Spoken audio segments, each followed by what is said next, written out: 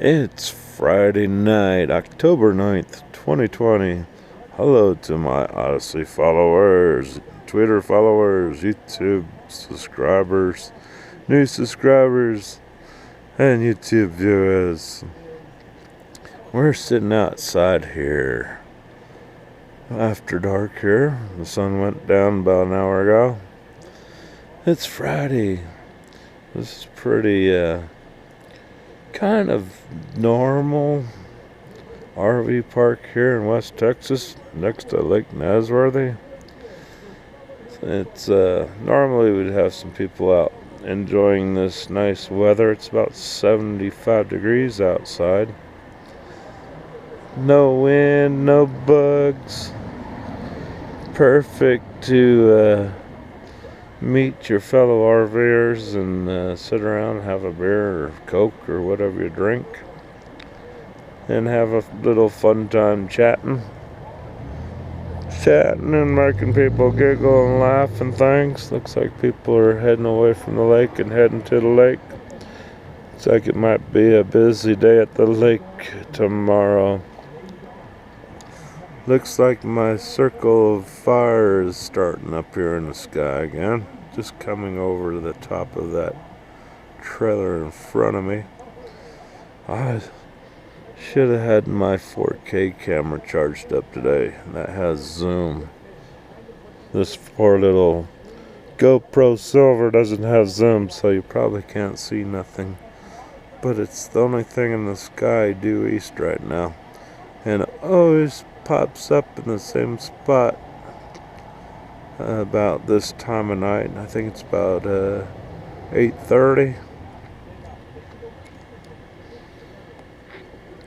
Well, this video we could talk about RV park etiquette, the do's and don'ts at an RV park.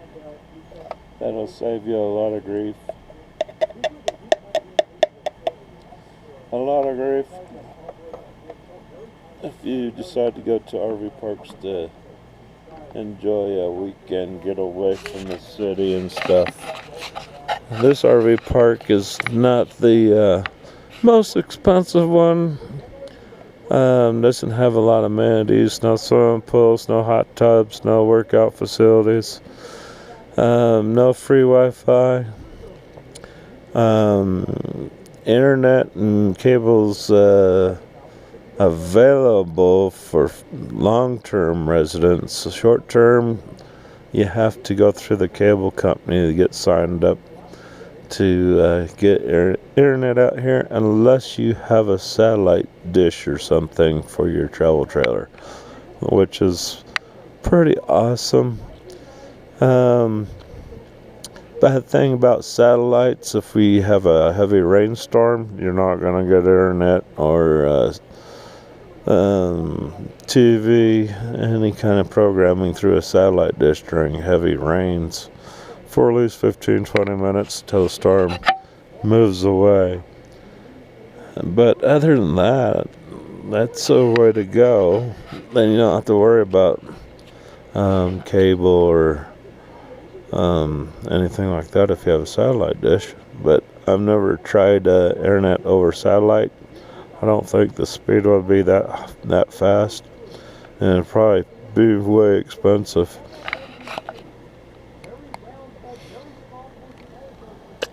But if you are going to be a full-time or long-term RVer, want to stay here for a month or so,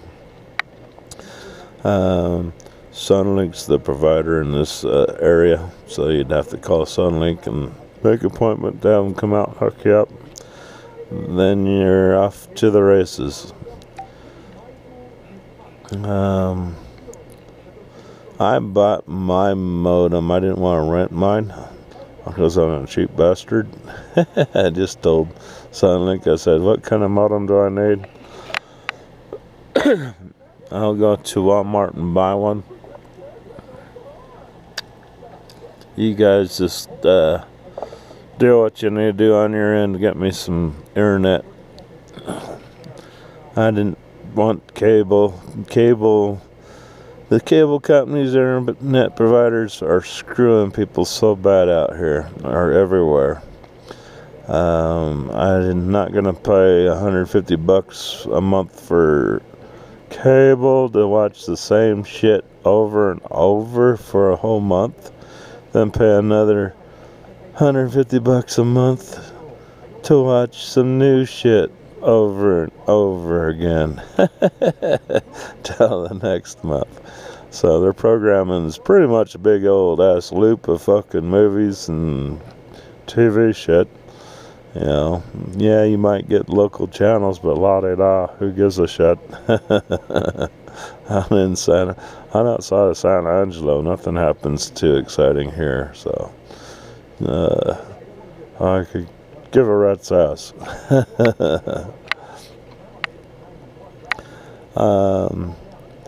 With RV parks, all prices vary. Most nightly stays at RV parks are about $35 a night.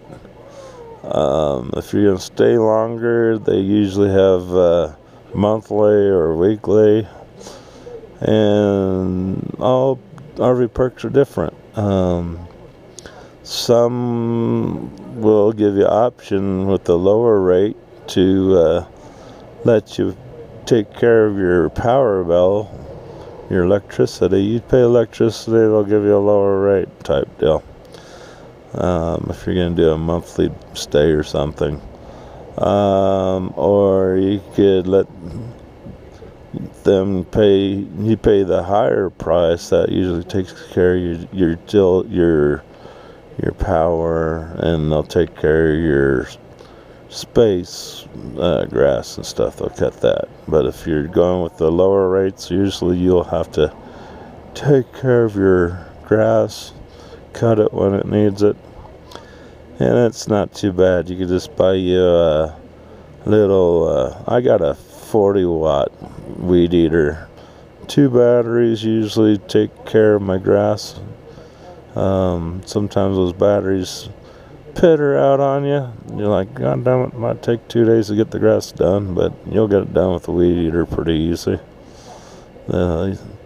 Lots aren't that big. Actually, these lots are bigger than most RV parks. Again, that goes with RV parks. Not all RV parks are the same. Some RV parks get you in tighter than a sardine can. You'll have neighbors where you could open up your window and pass coffee next to your neighbor. Here, give me coffee and I'll take my eggs over. Well done, please. Thank you. So this RV park, the spaces are a little bit wider, not far enough for me, but this is the first time I've had a neighbor really on this side of me for a long time, so I've been spoiled. But my neighbors here aren't too bad. I haven't met them due to the COVID or the Chinese virus, I call it. I forget calling it COVID. It came from China.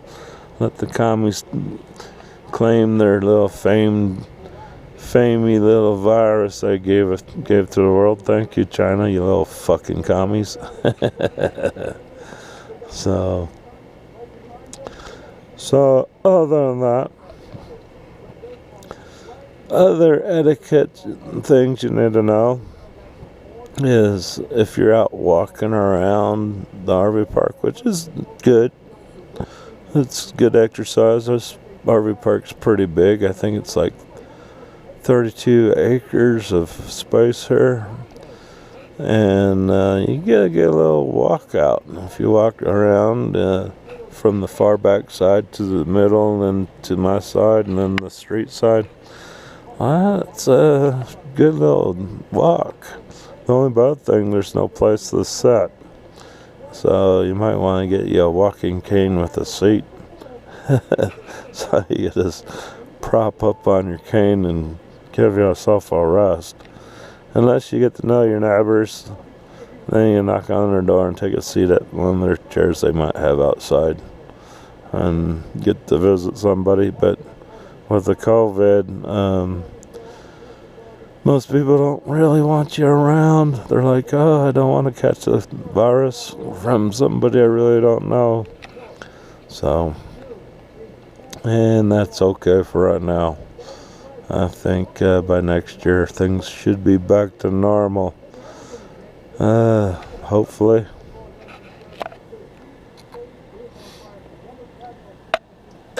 So the tip is you don't walk through somebody's spot. It's kind of like having a stranger walking through your house land, your front yard. You don't like people walking through your front yard. You're like, hey, there's a sidewalk, dumbass. What the hell are you going through my yard for? Or walking through your backyard. You're like, hey, what the hell are you doing back there before we put some lead in your ass? So now, especially at night, you don't want to cruise through somebody's spot thinking, oh, I just live right behind them. I'll just cut through a spot to get home. Just if you see an empty space, that's cool. You can walk through that. Might take you 3 or 4 spots to cut around, but yeah, unless you know the people. But still, they might get a little upset going, oh shit, somebody's out front. What the hell? Somebody just walked across our spot. Most RV parks are pretty safe. You just never know, though. It's an RV park. You never know who's going to pull in. You get some crazy people come stay for a while. Who knows? So, yeah. Theft in an RV park, it happens. Bicycles, like e-bikes or just regular pedal bikes or kids' bikes, they're real simple to grab and throw in the back of a pickup, and they're in and out with your bike. So I suggest you lock up your bike. My 3-wheeler bike, it's a little heavy, but it could still walk off pretty quick if somebody really happened to see it and thought that was a pretty neat bike.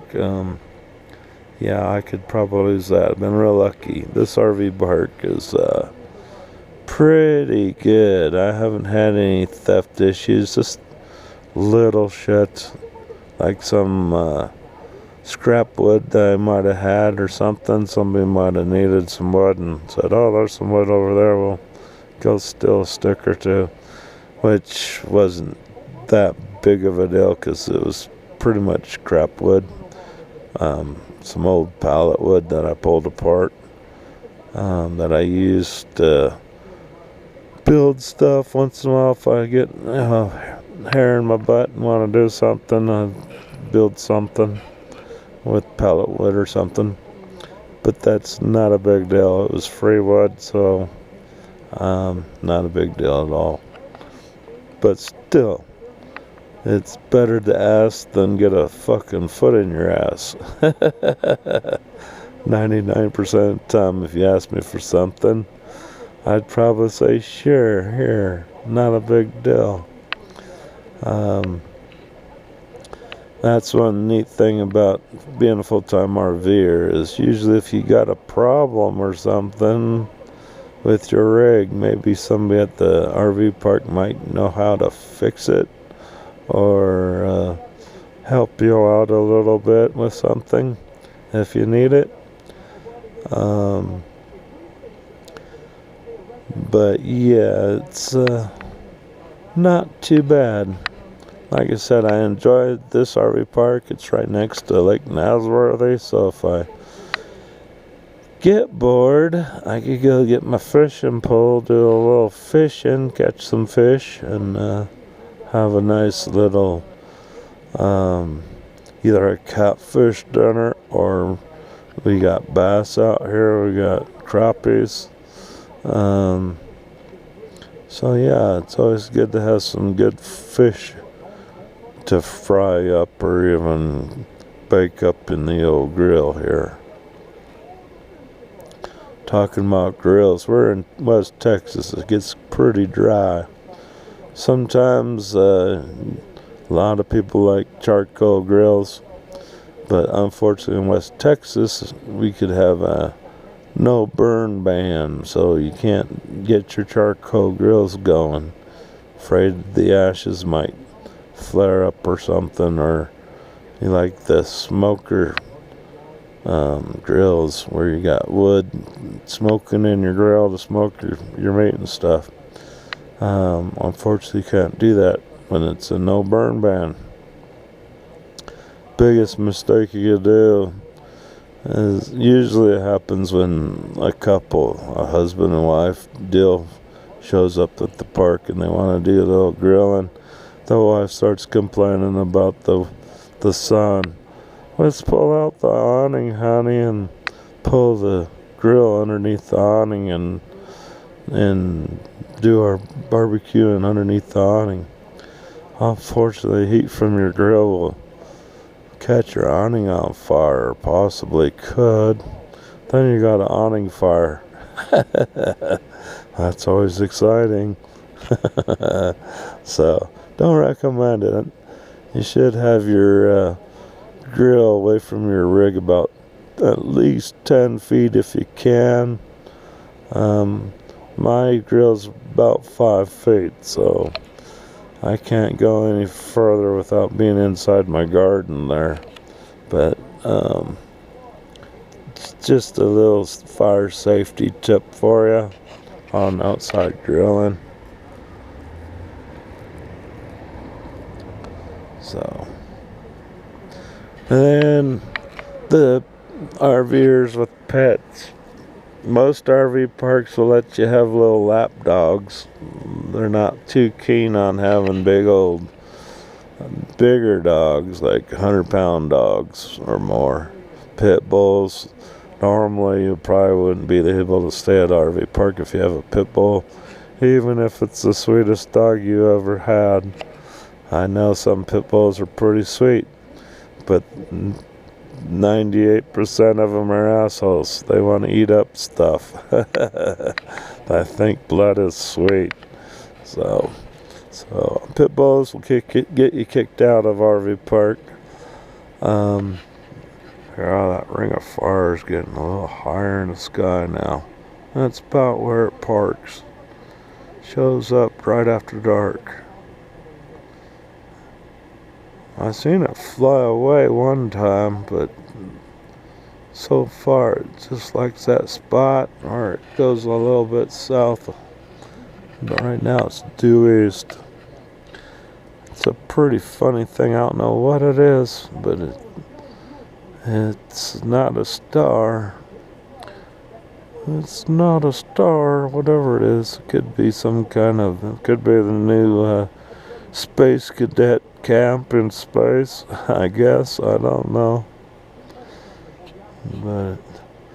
But it's pretty neat, whatever it is, because it changes its shape. It goes from a ring to star shape, like a Christmas tree star with different colors, like blues, reds, whites. And once in a while you'll see something shoot from it. It's like, wow, must have shot at something. But who knows? But I'm the only one here other than the manager. I actually got chickens first, and then the manager thought that was a pretty cool idea because they like fresh eggs. So they got some chickens. But hens are normally okay. Roosters are kind of like yippy dogs. Yippy dogs will get you kicked out of the RV park if you don't take care of your pup. So they're, come on, Junior, get your butt in here. We'll have to pet you since you're whining and crying outside. And roosters will get you probably booted out pretty quick because they're kind of related to the yippy dog syndrome. Nobody wants to hear a fucking rooster all fucking day. I've been training my rooster not to crow.